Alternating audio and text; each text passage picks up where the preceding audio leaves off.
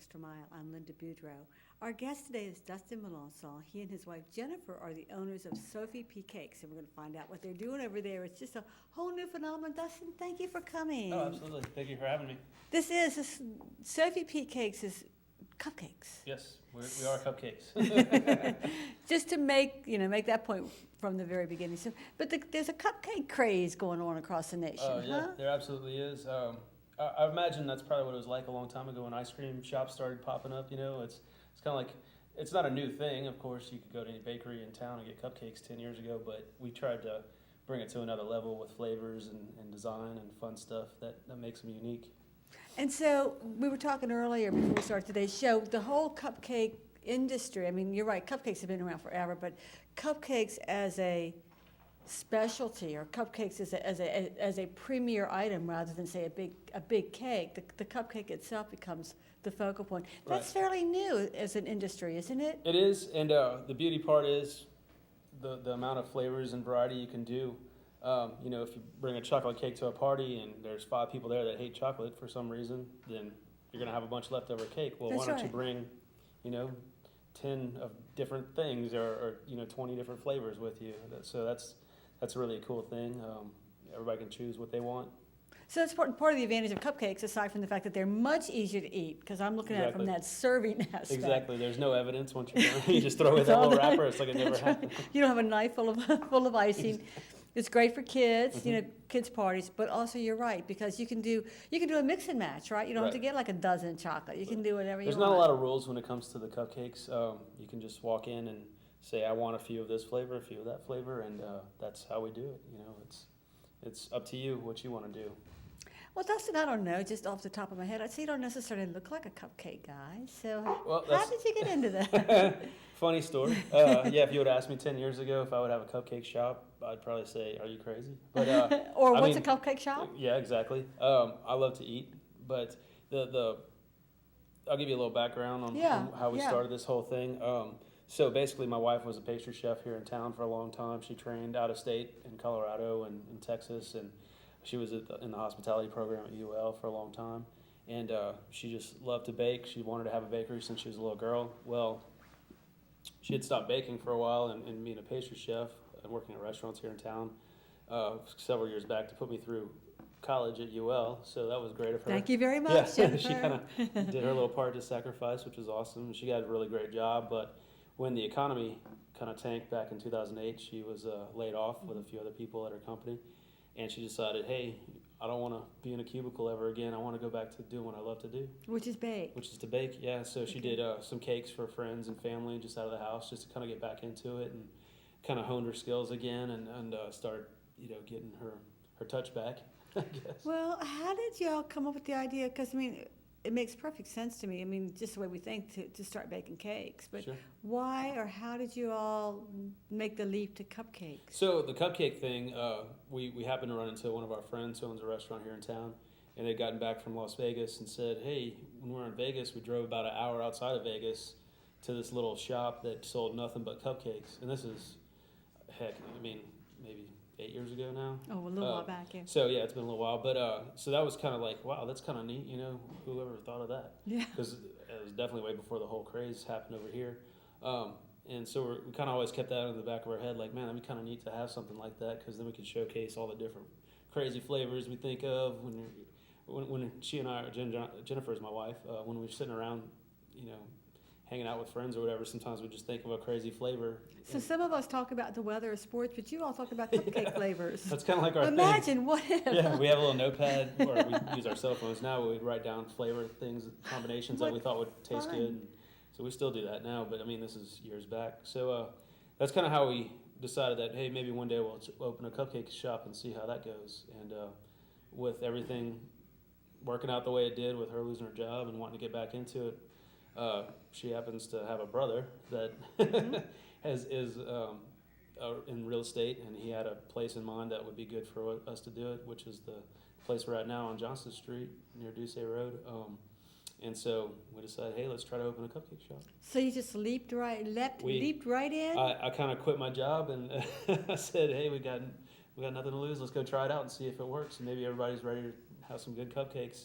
And so I spent 2 months renovating the building, and the week we ended up opening was the same week Cupcake Wars came out on TV. Oh, that helped. And that helped a lot. Not only that, but we realized that, you know, it wasn't just a cupcake shop out in Las Vegas or maybe a few in California. They're like everywhere. So we kind of hit the whole cupcake thing right when it started. Your timing couldn't have been better. It's almost like the universe was kind of all the stars orchestrating aligned this. for So they us. really, It was really really did. cool. So, but for you to do it was really a leap of faith then, huh? Yeah. And necessity, of Yeah, course. necessity. I mean, I had a decent job. I had a good job, making good money, but I wanted to see, you know, if there was more to life than just, you know, going to work every day and doing the same thing and plugging in numbers and calling people So and is sending there? emails. Absolutely. Yeah, I like being creative, and this has definitely been a good outlet for me to be creative. We have fun on our Facebook page, doing fun posts and coming up with funny things. So yeah, it's definitely a fun job to have, and we love doing what we do. Which is perfect. And Yeah. you've only been doing this for how long now? In May, it'll be 3 years. So this is still relatively new, and it has really, you were launched, and we were talking earlier too about your name. Right. I mean, who is Sophie? So Sophie, this is a funny story too. My wife and I, we're into all kinds of different things. You know, music-wise, we like classical music, but we also like punk rock music.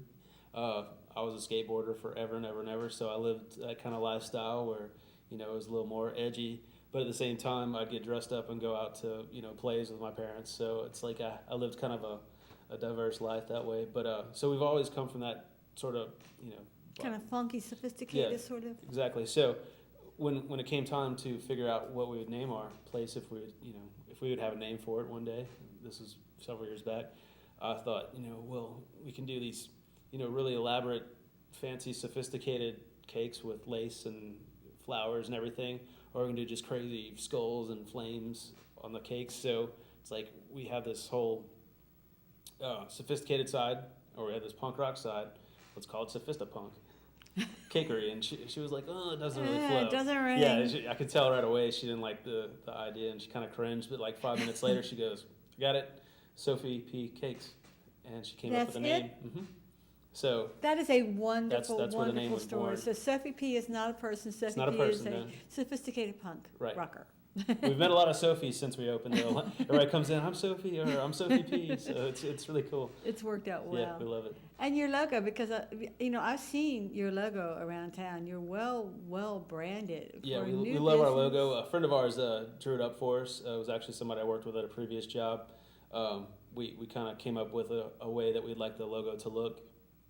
Had a little phone call with her because she's not even in state. We just told her like what's in our brains over the phone, and she said, well, I'll have something for you. This is like a Friday. She said, I'll have something for you on Monday. So she emailed it to us, and this was it. We had no changes to it. It's awesome. Love it. I love putting on everything under the sun. It stands out. It does stand out. And I'm asking you all these partly because I love how things start. I love the startup story behind everything. Mm-hmm. But also, you know, just the fact that you started your business and so many people, not so many people, there are people out there who would love to start a business. And they don't have an idea of how to start. And I guess what you said is just start by beginning, huh? You just kind of take that first step. I mean, there's classes, there's books, there's all kinds of resources at UL. There's a small business, you know. Yeah, they do have that, like incubation. Yeah, there's all program. kinds of stuff. We pursued a few of those options. We went to LIDA to get some information. The main thing is just kind of just get it going. Don't hesitate if you think you have a great idea.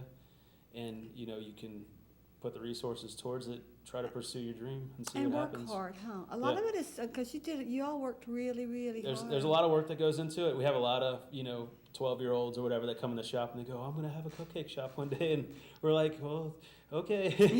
Going like, well, don't be prepared not to sleep too much or have a social life for a little while, because that's what it takes, is to do a lot of work to make it happen. But we firmly believe that whatever you put into it is what you're going to get out of it. So that's what we're doing with our business. We're there on Sundays, we're there on Mondays, even though we're closed to the public. We're there almost every day of the week working just to get stuff done. Baking, thinking, planning, Exactly. scheming, all that kind of stuff. All of it. Well, I want to start talking about some of the cupcakes and the flavors. It's kind of like the old Baskin Robbins, you know, all those different ice cream flavors. Yeah. We have all these different cupcake flavors. Right. So how many cupcake flavors do you have? So at the moment we have 17. We're going to try to max out at 20. We don't want to have too many for people to choose from. We find that the more options you give people, the more hesitant they are. Like, yeah, it's like I can't figure this out. It was kind of nice back when we had 12 flavors because people would just walk in and go, I want to mix dozen, and we just, there's your 12 flavors. But we have so many people that come in and go like, oh, why don't you have this month? Or why don't you have, so we want to add the ones that are really, really popular to our permanent year-round mix, and then still have like the seasonal ones, say like during King Cake season, have King Cake cupcakes, or during March we had one that's inspired by like St. Patrick's Day. Okay. Or we'll do like green velvets. So it's for different seasons during the year. In July we do a Granny's apple pie flavored cupcake. So, okay. We try to stay really unique, but still at the same time have some traditional flavors like a cookies and cream or a red velvet. So how do you like make that happen? I mean, do you just like mix up bunches of batter and start adding flavoring? We kind of, it's not really like a formula, but we basically know like, okay, if we do this to this cake, it's going to give it this flavor. If we put this kind of alcohol in, or this extract in this cake, it's going to give it this flavor. So that's how we come up with the cakes. And we basically have, outside of a few, we have kind of like a recipe, a base recipe for doing like chocolate or vanilla or whatever. Okay. So you got your core stuff. That's how we do stuff. the cakes, and then we go like, well, what could we do to make this icing taste like this? Or what if we added this liqueur to this icing? What would it taste like with this cake? So we kind of play with that, and then we can fill the cupcakes too. So we think of like what fillings might go well with it, or sometimes we've experimented a lot, and sometimes it doesn't work out too good. It might not taste exactly like we thought it would, so that doesn't always make it to the customers, Okay. But we do a lot of experimenting in the back. So we have samplers in the back that Yeah. let us know if it's a go or not. I was 95 pounds before we started.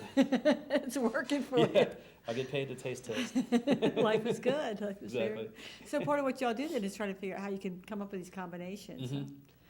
So what are some special cupcakes that you have going on right now? So right now, actually starting today for April, we have a few. For instance, we have the McLovin. The what? It's called the McLovin. McLovin? Yeah, because he was a Hawaiian organ donor in the movie Superbad. Oh, see how. So it's a little bit of pop culture behind the naming, but it's basically a Hawaiian cupcake. It's yellow cake, pineapple filling, coconut rum buttercream with coconut on top. Oh, and it's pretty. All your cupcakes are pretty. Is that a part of like what you're trying to do? Yeah, we try to make them look good, taste good, the whole gambit. And each one has a personality, it looks like to me. Yeah, they're their own creature. Yeah. So that's only for April. That's for April. Maybe added to our permanent menu. One that's definitely just for April is the festival punch, which I love it.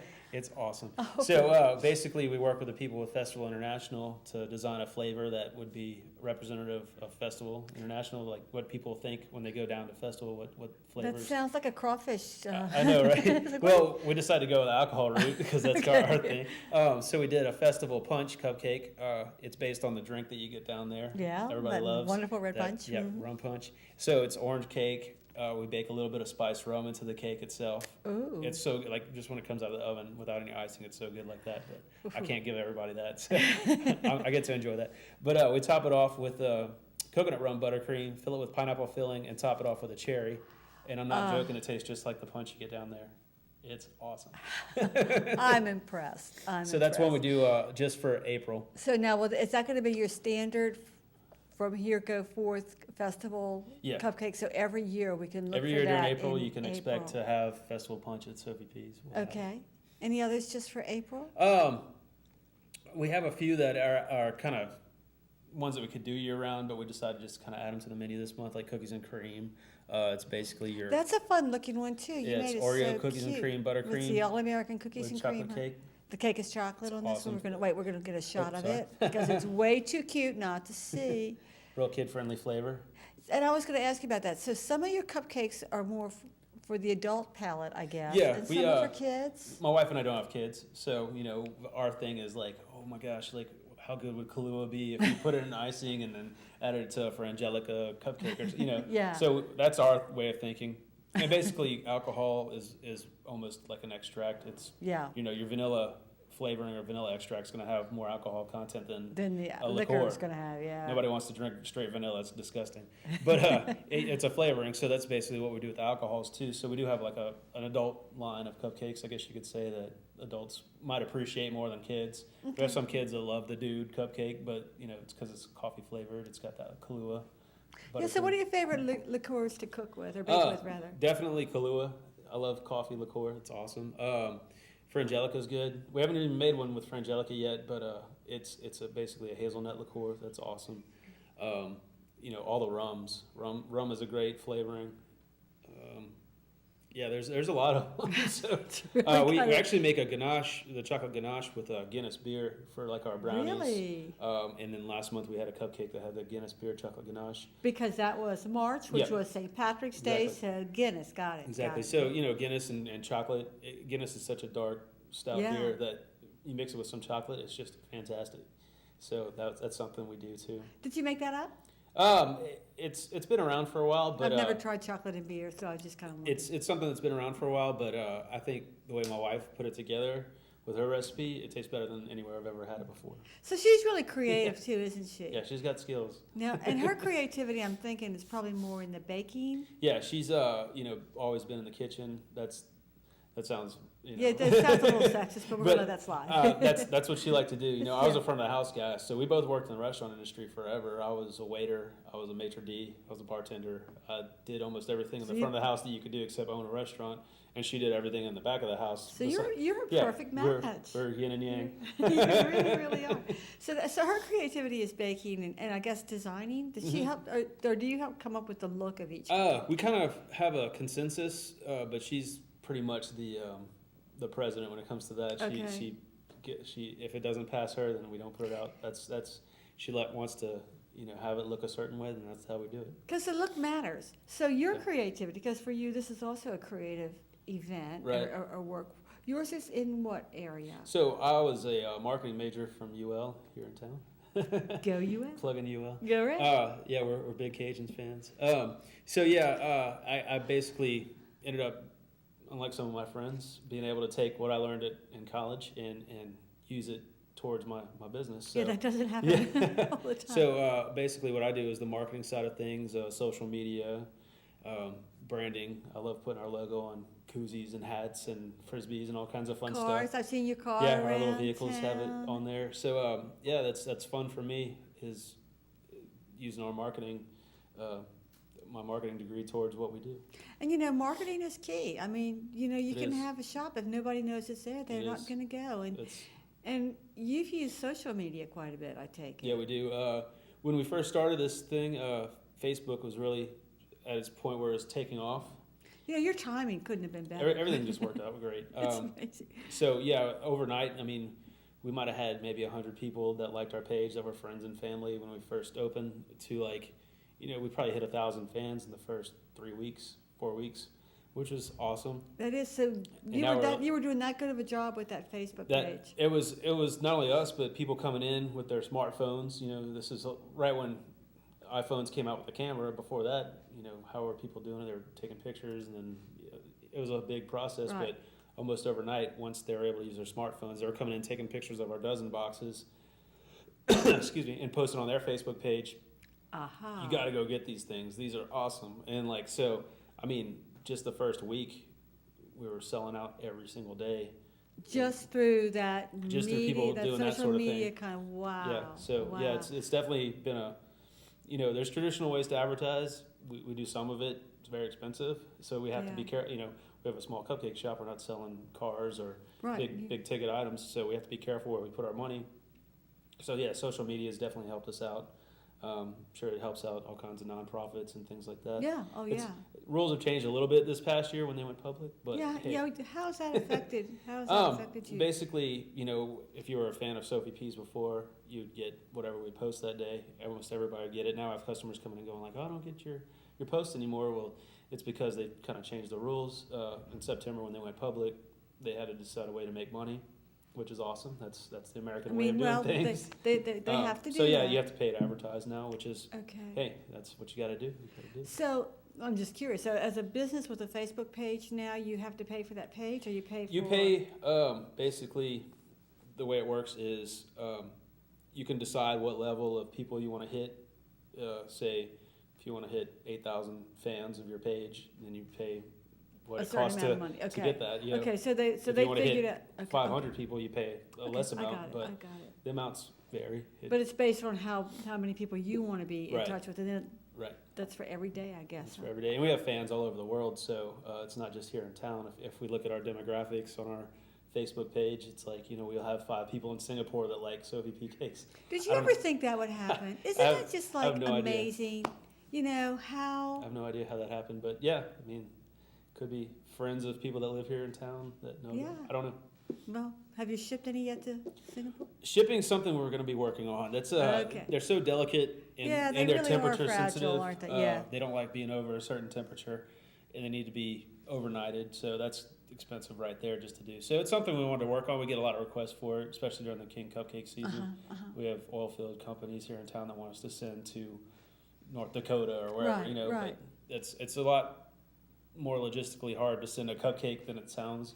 There's gonna be a lot that goes into it, so we have to buy some equipment to do that sort of thing. But it's definitely something I want to do in the future. I would hate for somebody to get some stuff and it not be awesome. So Yeah. that's why we're holding off on doing it right now. Do it right or don't do it at all. Exactly. I want to get back to your cupcakes in the last few minutes that we have, and I Sure. want to talk about that one right there. All right, the one with pistachio. The one with the pistachios, All right. yeah, Well, which is that's- one of my favorites. That's what I'm saying. Awesome. So this is basically, I say it's my cupcake, but I used to love amaretto cake when I was a little kid. Every birthday almost, I'd get amaretto cake from Aunt Joe's Bakery for my birthday.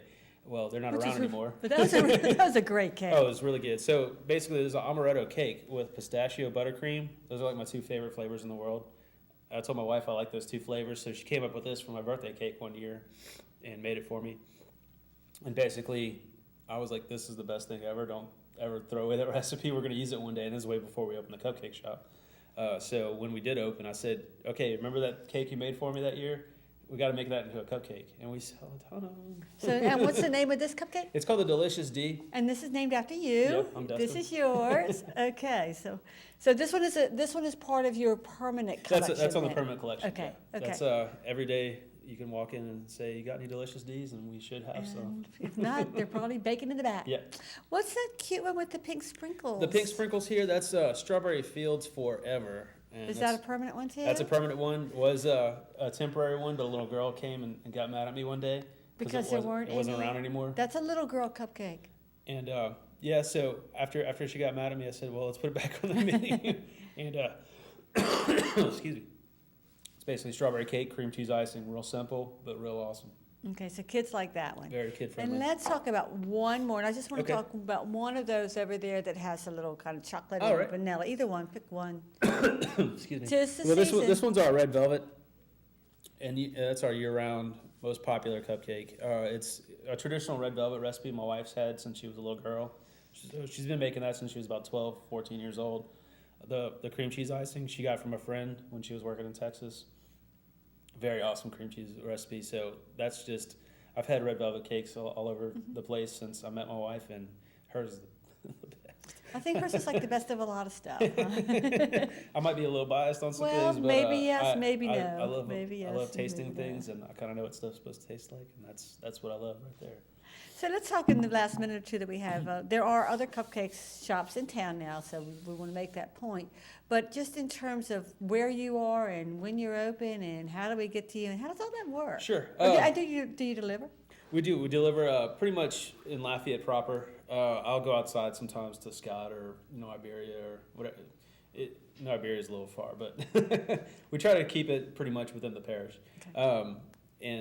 We're very centrally located. We're right in the middle of town. If you look at a map of Lafayette, we're kind of right in the middle. Right, And, and one time Johnson Street works for you, huh? Yeah, Johnson Street is awesome. We got people that come from out of town. If they're coming in from Texas or Opelousas or wherever, they're going to travel down Johnson Street more than likely.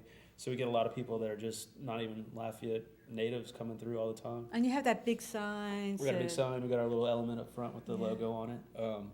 But yeah, we're kind of right in the middle of town. We love being in that location. We'll probably stay there forever and ever and ever. Okay. And Good, I don't it's like real convenient change. for us to deliver downtown or south side or wherever. And are you planning any new flavors like for next month? Yeah, we What can we anticipate? So May is our margarita month. We do a margarita cupcake. A lot For of margarita Cinco de cupcakes. Mayo? Yep. Uh-huh.